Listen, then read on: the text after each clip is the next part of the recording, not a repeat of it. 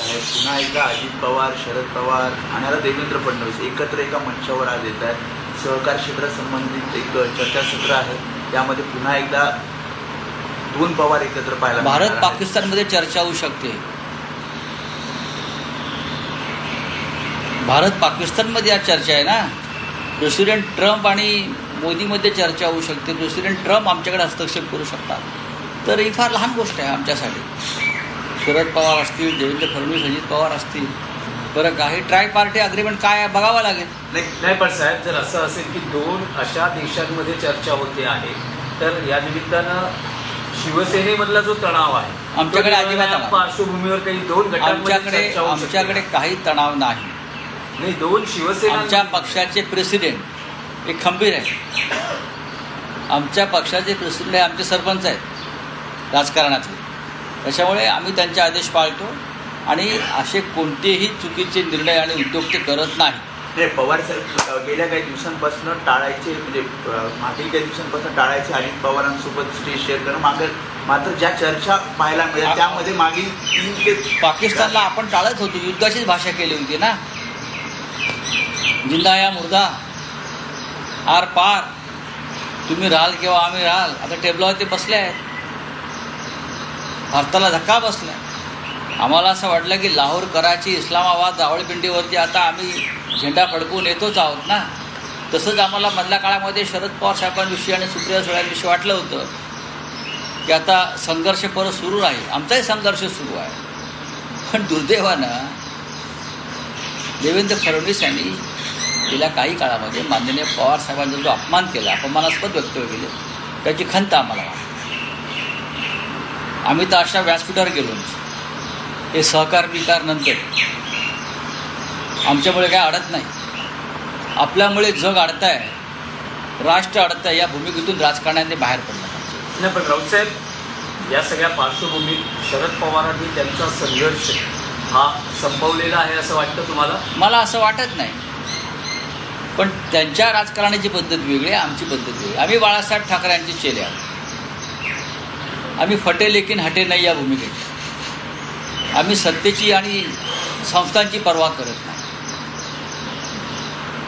Nation first, state first ही भूमिका आमची जरूर आहे. पण आमच्या संस्था टिकाव्यात, आमचे कारखाने टिकावेत, कारखान्यावरची आमची माणसं टिकावीत, म्हणून आमचं राजकारण नाही आहे. आमचं राजकारण हे गरीब फाटक्या लोकांचं राजकारण. जे येतील ते आमच्याबरोबर, नाही त्या त्यांच्याशिवाय. हा वीर सावरकरांचा मंत्र जो आहे तो आमचा प्रेरणा असतो. आलात तर तुमच्या बरोबर, नाहीतर तुमच्या शिवाय. हे तुमचं विधान अत्यंत महत्त्वाचं आहे. आल्यात तर तुमच्या बरोबर किंवा तुमच्या शिवाय, हे अत्यंत, म्हणजे शरद पवारांशिवाय सुद्धा तुमचा संघर्ष सुरू राहील का? नाही, आम्ही संघर्ष करणारच आहोत.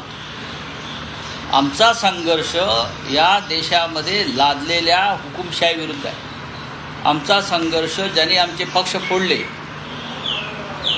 ज्याने बाळासाहेब ठाकरेंचा पक्ष फोडला, ज्याने बाळासाहेब ठाकरेंनी निर्माण केलेला हा महाराष्ट्र कंगाल केला, मराठी अस्मितेच्या विरुद्ध ज्यांची कारस्थानं सुरू आहेत, त्यांच्या विरुद्ध आमचा संघर्ष सुरू आहे. जे आमच्याबरोबर यायला तयार आहेत त्यांना बरोबर घेऊ, नाहीतर त्यांच्याशिवाय हा संघर्ष सुरूच आहे. बाळासाहेब ठाकरेंनी सुद्धा हाच संघर्ष केला. आम्ही त्यांच्याबरोबर आयुष्यभर काम केलेली माणसं आहोत बाळासाहेब ठाकरेंबरोबर. नाही, पण राऊतसाहेब, या संघर्षात शरद पवार तुमच्या बरोबर नसतील तरीही शिवसेनेचा आम्ही राजकारणामध्ये, आम्ही महाविकास आघाडीमध्ये एकत्र आहोत, ते राहू. मी म्हणतोय संघर्ष करणं हे येरा गबाळ्याचं काम नाही. आमचा जन्म संघर्षासाठी झालेला आहे आणि तो संघर्ष शिवसेनेच्या पाचवीला पुजलेला आहे. आम्ही संघर्ष करणार. आणि आमचा संघर्ष थांबवण्याची हिंमत ना देवेंद्र फडणवीसांमध्ये आहे, ना नरेंद्र मोदींमध्ये आहे आणि ना अमित शहामध्ये आहे. काय करणार? काय तुरुंगात टाकतील ना, याच्या पलीकडे काय करणार? आम्ही घाबरत नाही. राऊतसाहेब, एक मराठीत प्रश्न आहे की गेल्या काही दिवसात जो विषय मागे पडला होता, राज ठाकरे उद्धव ठाकरे एकत्र येण्याविषयीचा, मध्यंतरीच्या काळात दोन्ही ठाकरे बंधू परदेशात होते. परदेशातून आता ठाकरे बंधू आलेले आहेत. तर राज ठाकरे उद्धव ठाकरे एकत्रीकरणाच्या किंवा युतीच्या चर्चेला आता पुढे सुरुवात होईल का? सुरुवात कोणी केली होती? सुरुवात कोणी केली होती? या चर्चेला सुरुवात कोणी केली? प्रतिसाद कोणी दिला? सुरुवात कोणी केली? सुरुवात राज ठाकरे यांनी केली. 2 ओळीच्या वाक्यातून सुरुवात झाली. आम्ही सकारात्मक प्रतिसाद दिला पूर्ण वेळ, आजही देतो. आता पुन्हा सुरुवात त्यानेच करायची. म्हणजे तुम्हाला अपेक्षा आहे की आता त्यांच्याकडून काही सकारात्मक प्रतिसाद यावा आणि त्यानंतर बघा, पुढची बोलणी सुरू होती. मी असं म्हणतो की अजून त्यांच्या ज्या चर्चा सुरू आहेत, 2 दिवसापूर्वी ते देवेंद्रजींना भेटले, हे त्यांचे जे काय जुने नाती गोती संबंध आहेत त्याच्याशी चर्चा करतायत, ते पूर्ण होऊ द्या. कदाचित ते त्यांना सांगायला गेले असतील आता आपलं नातं संपलं म्हणून. ते एकदा पूर्ण झालं की आम्ही आहोतच ना, आम्ही कुठे जातो? तो हिंदी में जानना चाहिए, कश्मीर में पहल करेंगे, कश्मीर में पहल करेंगे. कौन कहे? उसने कहा ट्रम्प को इसे अधिकार किसने दिया? बीजेपी की चाणक्य नीति क्या है सर? शिमला करार का क्या होगा सर? कौन बोला बीजेपी चाणक्य है? बीजेपी नकली चाणक्य है. ऐसे नकली चाणक्य बहुत घूमते हैं राजनीति. प्रेसिडेंट ट्रम्प को ये अधिकार किसने दिया कि वो कश्मीर मामले में हस्तक्षेप करें?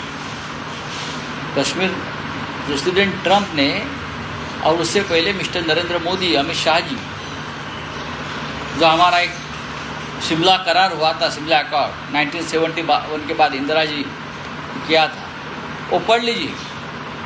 उसमें दो राष्ट्र में ही चर्चा हुई, तीसरा राष्ट्र उसमें नहीं आएगा हस्तक्षेप करने में. ये हमारे शिमला एग्रीमेंट में एक महत्वपूर्ण एक सेक्शन है, वो पढ़ लीजिए.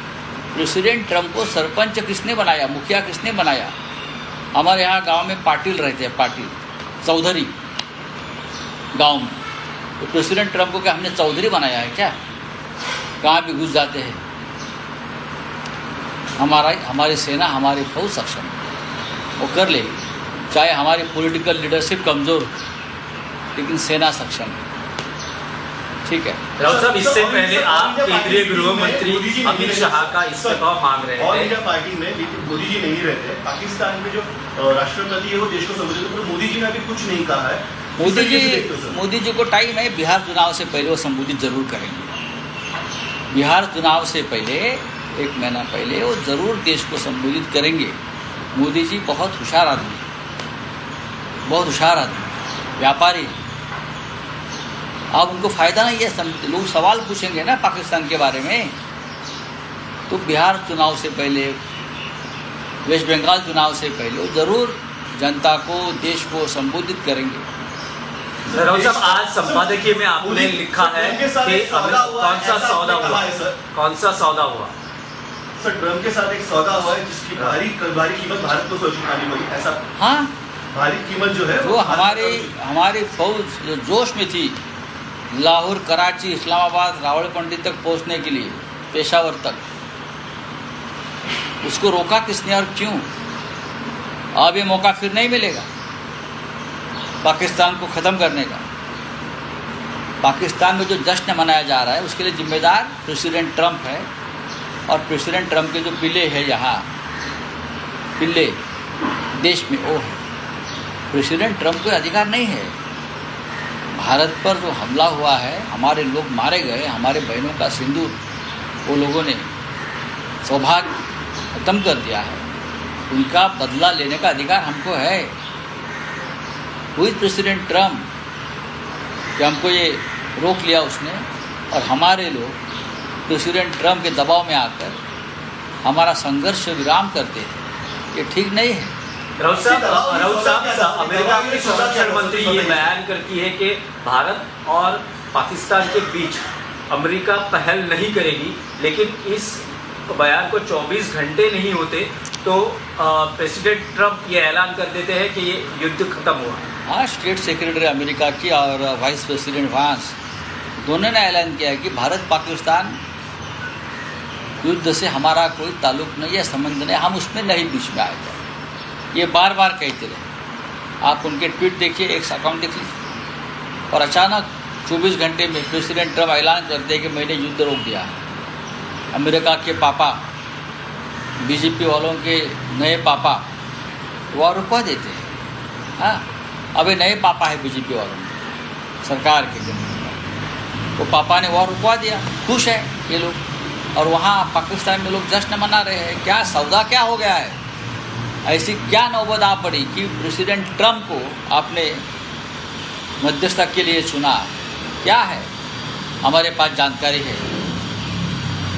उससे क्या फ़ायदा, किसको फ़ायदा, किसके ऊपर के जो वहाँ जो केसेस चल रहे हैं ब्राइबरी के, वो पीछे लेने की बात चल रही है, अब पता चलेगा। नहीं, लेकिन आपका सीधा रुख ये अदानी उद्योग समूह के, अगर आपको ऐसा लगता है तो आप वो खबर चलाइए।